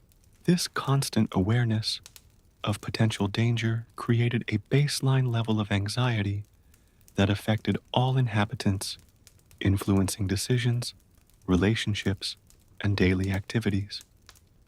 Fear also had supernatural dimensions in medieval thinking, with beliefs in demons, witches, and malevolent spirits, adding another layer of psychological threat to existence. The combination of real and imagined dangers created a psychological environment where fear was a constant companion to daily life, accepted as normal, but undoubtedly taking a toll on mental well-being. The rigid social hierarchy of castle life created psychological pressures and social tensions that affected all inhabitants. Medieval society was strictly stratified, with each person having a clearly defined place and limited opportunities for advancement. Within the castle, this hierarchy was constantly reinforced through seating arrangements, food distribution, clothing, and various privileges and restrictions. The Lord held absolute authority with the power of life and death over his subjects. Below him came knights and officials, then soldiers and craftsmen, and finally servants at the bottom of the social scale. This rigid structure created constant social tension as individuals navigated complex relationships with those above and below them in status. Resentment inevitably built up among lower status inhabitants who had little recourse against the demands and abuses of their superiors. Meanwhile, those in positions of authority lived with the constant pressure of maintaining their status and managing the complex social dynamics of the castle community. The social hierarchy was not merely a structural feature of castle life, but a psychological reality that shaped every interaction and relationship within the castle walls. The lack of privacy and personal space in castle life created unique psychological challenges for inhabitants. Modern research has established that privacy is a fundamental human need, essential for psychological well-being, identity formation, and stress management. In castle environments, however, privacy was virtually non-existent, with inhabitants living in constant proximity to one another and little opportunity for solitude. This constant exposure to others meant that personal habits, bodily functions, and emotional states were constantly observed and judged by the community. The lack of private space for reflection or emotional processing likely contributed to the generally high levels of stress and conflict in medieval society. The inability to separate public and private selves created psychological tension that manifested in various social and personal problems. While medieval people adapted to these conditions as best they could, the psychological cost of constant exposure to others was undoubtedly significant, representing another aspect of the challenging nature of castle life that shaped the mental and emotional experience of inhabitants. The physical environment of castles created psychological pressures that affected all inhabitants. The constant cold, darkness, and noise created a sensory environment that was perpetually uncomfortable and overstimulating. The lack of natural light and fresh air contributed to feelings of confinement and depression. The constant presence of dirt, vermin, and unpleasant odors created an environment that was physically and psychologically oppressive. The architectural design of castles, with their narrow corridors, low ceilings, and confusing layouts, created a sense of disorientation and confinement that could be psychologically unsettling. The physical discomfort of castle life was constant and inescapable, creating a baseline level of physical stress that compounded the psychological pressures of fear, social tension, and lack of privacy.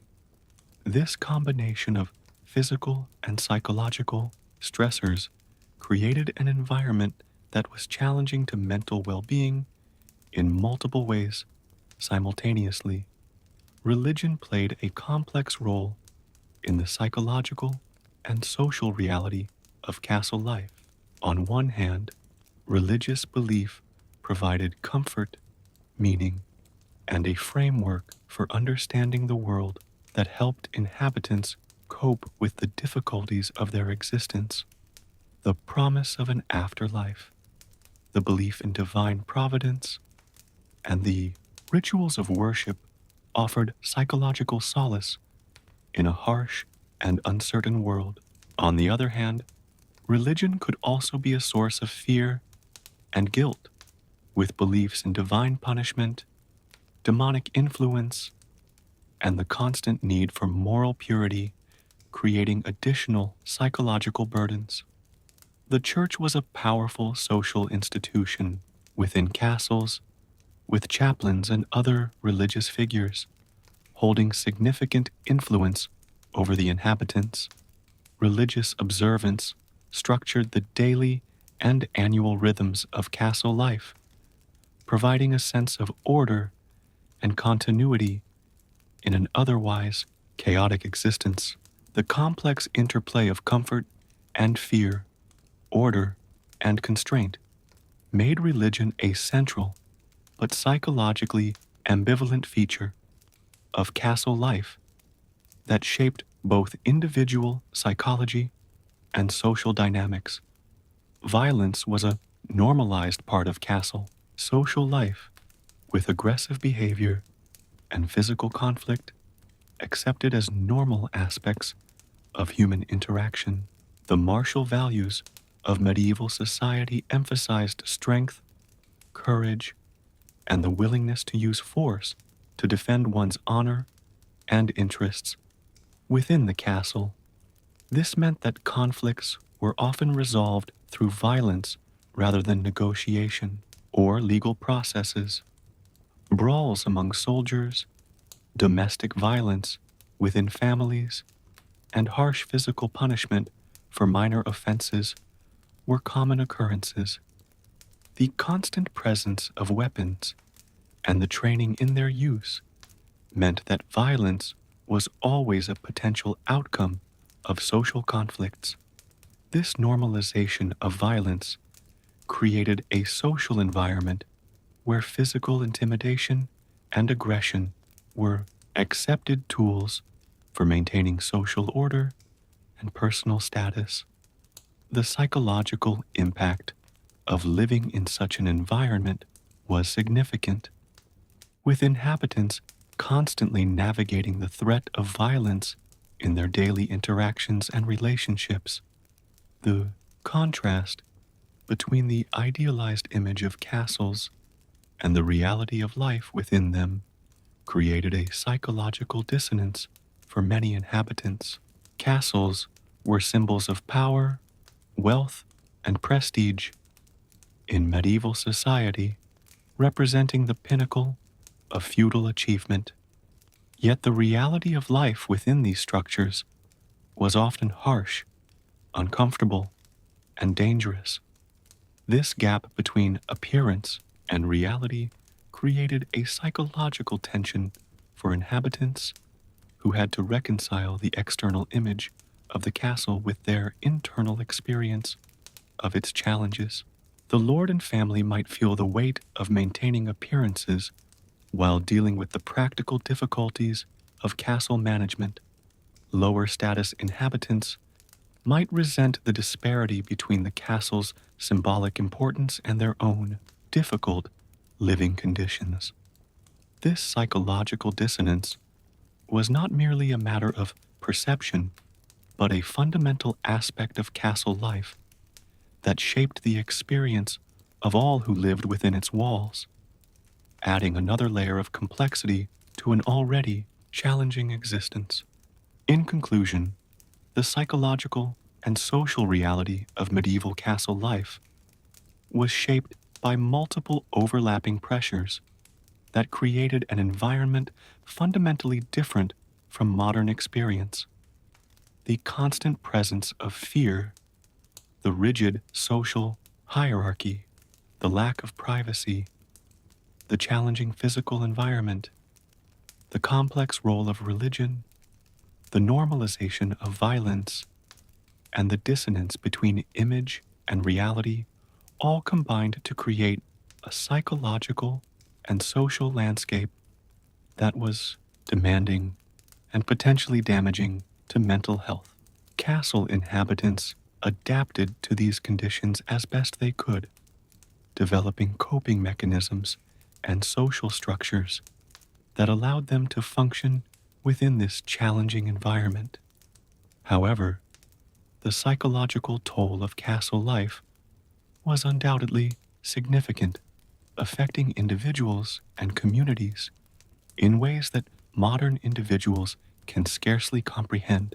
Understanding this psychological and social reality is essential to appreciating the full scope of challenges faced by medieval people within castle walls, where mental and social well being were constantly under threat from multiple directions.